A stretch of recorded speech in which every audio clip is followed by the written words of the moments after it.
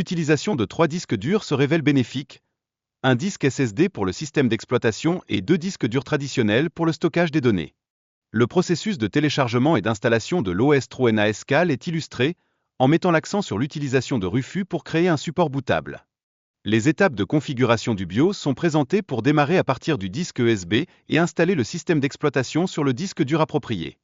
Pour garantir la sécurité des données, il est conseillé d'opter pour un stockage en miroir avec 2 disques durs traditionnels, afin de protéger vos données contre les pannes. De plus, la gestion des droits d'accès se révèle essentielle pour le bon fonctionnement d'un serveur de stockage.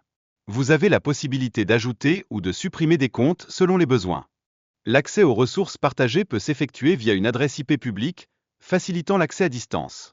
Il est donc crucial de configurer correctement le port forwarding. Créer un mot de passe pour l'application VPN est primordial afin de sécuriser l'accès des clients. Ce mot de passe sera utilisé pour se connecter via l'interface graphique. Il convient également de rediriger les ports sur le routeur, ce qui est essentiel pour permettre aux clients d'accéder au serveur VPN. Cette étape garantit que le bon port redirigé vers l'adresse IP du serveur. Une fois le serveur configuré, il est recommandé d'utiliser des fichiers de configuration uniques pour chaque client, facilitant ainsi la gestion et la sécurisation des connexions.